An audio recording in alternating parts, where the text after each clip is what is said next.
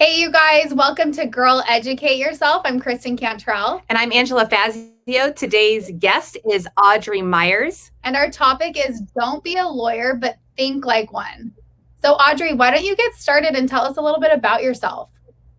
Thank you, ladies. Audrey Myers. I am a licensed real estate attorney. I moved to Arizona about 6 years ago. So, long story short, I went to law school at DePaul. I loved my property law classes. So I decided I wanted to get involved in the real estate world. Got my license, helped friends and family sell some properties. I was a mortgage foreclosure attorney and property tax lien foreclosure attorney in Chicago for about 6 years. Moved here, got tired of the winters, and real estate just took off for me. I knew I wanted to start my own firm. I wanted to work for myself. And here in Arizona, you don't have attorneys when you sell or buy properties. So it is an added benefit to use me as your real estate agent because I get to be a little bit of an attorney and real estate agent all in one, and I get to be with my clients. And I didn't get to do that as a full-time lawyer. So here I am buying and selling properties in Arizona, and I couldn't be happier. Yeah, that's awesome. That is so great. And I mean, the moral of that quick little story is that she's smart, you guys. You gotta listen to what she says. So and since our audience is generally real estate agents, you guys need to listen to this because I love this topic. Don't be a lawyer, but think like one. So how do we do that? Well, I have a few tips. It's really important not to give legal advice. I see that way too more than I would like to.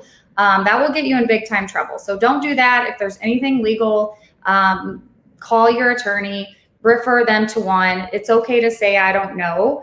People will understand that and they will respect that. So my first tip is when I sell properties, I am always on the offense, not the defense. So not only do you need to know that it has gorgeous views, it's a custom remodel, but you need to be prepared for those obstacles that are coming your way. So you need to research every home within a mile radius. You need to know all the new constructions. You need to know the pitfalls of your home. Does it only have one car garage? Does it not have amenities? And a lot of retirees are looking for that. So you need to be prepared to overcome those sorts of objections, because a lot of agents are caught like a deer in the headlights when someone comes to them with that. So as an attorney, I'm always prepared for that.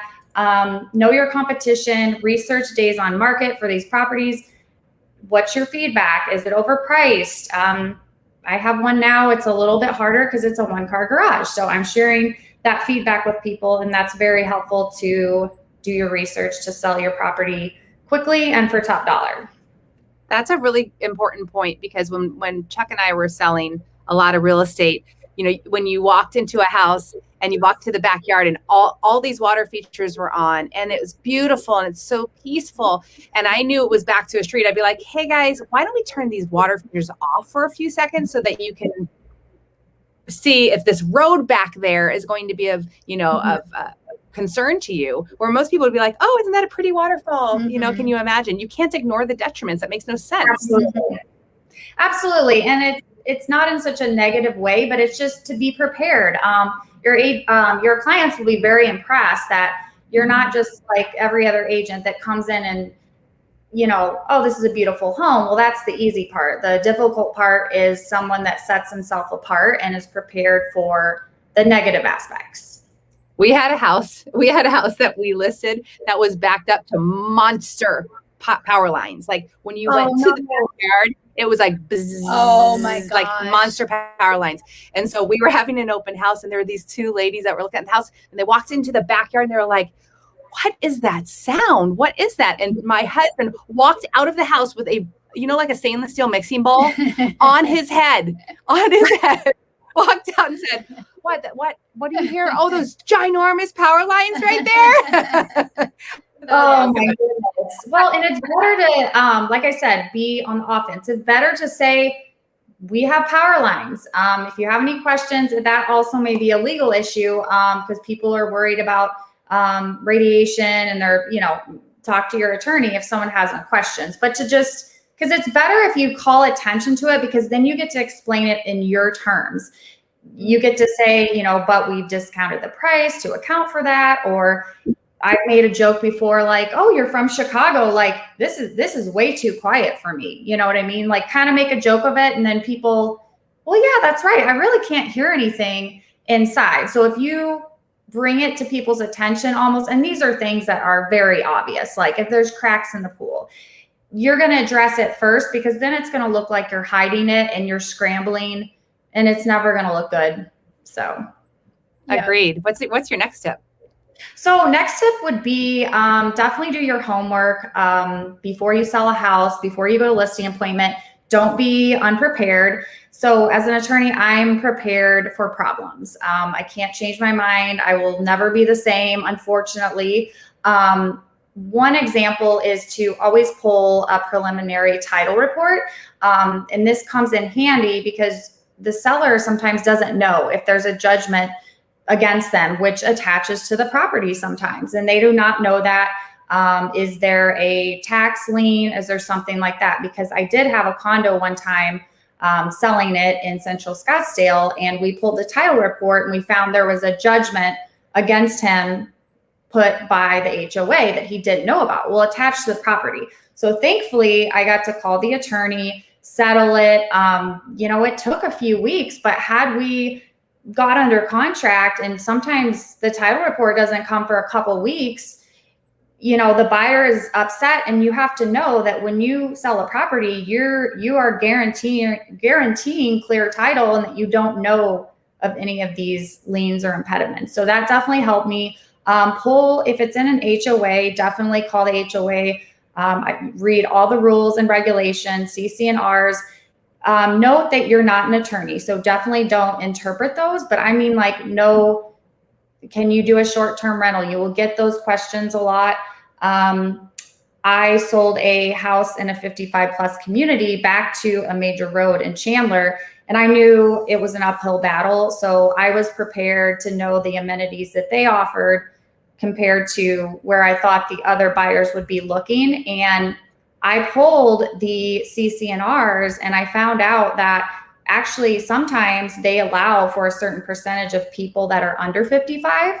And I asked, like, right now, where are you at with your numbers? And they said, actually, there's room for 2 people, buyers under 55. So I sold a home to a couple in 3 days back to a major street under 55. And I had agents and buyers. There were 3 other homes for sale in the market sitting on for 4 months.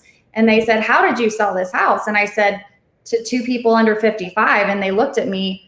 They weren't happy with their agents, but had I not done that, it's just stuff that people may not think about. And, you know, it took me 10 minutes to pull that and make a phone call. You don't even need to be an attorney to do that. Yeah. Just to have a little more knowledge that can help you, just an edge that, you know, just that little piece of knowledge is an edge. It is. And I don't know why, but I can't stop just like seeing a billboard that says like Audrey Myers prepared for problems. It is. It's my best quality and my worst quality. I don't even know if I caught your second tip because I was daydreaming about your marketing. Yeah, you were blending into the. I was blending here. I'm going to do that, but are you going to ask for royalties on it? So yes, I'm like, I'm a manager. I'm a businesswoman. I'm always thinking about that. I love that. I'm thinking about it right now too. I know. Awesome. Okay, so tell us, what is your third tip? So my third tip would be confident and negotiate like a pro.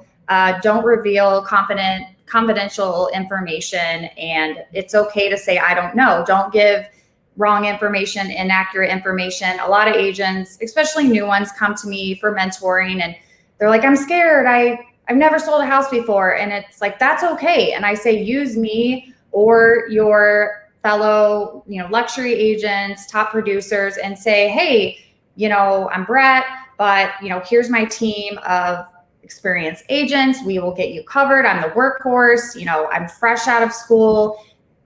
Make it seem that like you do have something to offer, because you do. Be confident. People will be able to tell in your voice that you don't know what you're talking about, which seems a little scary, but just just say, you know what, I don't know. I will get back to you as soon as possible. Thank you for your interest. That's totally okay. Make sure that when you write an offer, that you call the listing agent. And I know it seems, something that you like would do anyways, but a lot of times, buyer's agent have lost out on my listing because I didn't know they were writing an offer, and they spent all day. So just that. Also, sellers agents aren't supposed to give you their offer prices, but I'm a little sneaky. So when I call agents, it's totally okay to say, hey, do you have any offers over 600? I would say about 90% of the agents will tell me yes or no. Is it close to list price? And then pretty soon I've figured out what the highest offer price is within a few thousand. So it's just little negotiating tactics. Be kind, be respectful. I'm not that person that leads with, I'm a lawyer. I don't like to name drop that because some people get intimidated by that. But for me, I just want to make it work. You have to give something to get something. My goal is just to give something, but then my clients get more. So that's my mantra, and it's worked for me. So, nice. Yeah. Well, I love your 3 tips. I think you've brought a ton of value to people listening. Yeah, I agree. And so we all have to say, I'm not going to act like a lawyer, but I'm going to learn to think like one. Yes. There's our yes. Yeah. I love it. Well, don't do it. It's stressful. I won't. I assure you. I promise you I won't. I promise to. Just be on the billboard with me. Yes. Yeah, no, I'll just be pointing. Well, thank you, Audrey. We really appreciate your time and your expertise in sharing it with our audience. This was so much fun. Thank you, guys. Yes, thank you so much.